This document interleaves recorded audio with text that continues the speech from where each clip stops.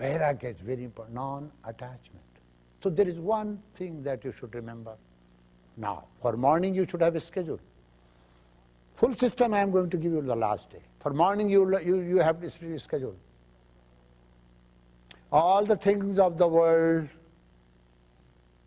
oh Lord, I am so grateful to you. The best of the things you have given me, I have right to use them. I should make them as means. But I have no right to possess them, for they are not mine.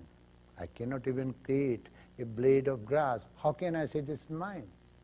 This is only language. I will use the language of the world, but I will not possess anything of the world, because they are not mine. When something is not mine, what right do I have to be attached? So I am committing two mistakes. Possessing something that does not belong to me and being attached to that, even using it and being attached, two mistakes I am committing. So I will say, all the things of the world are meant for me and I can use them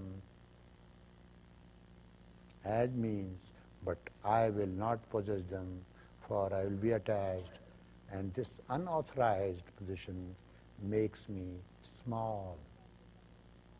We human beings are becoming, contracting our personality, just going away from the law of expansion that is called love.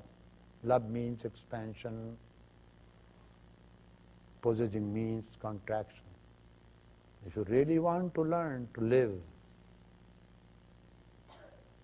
with this.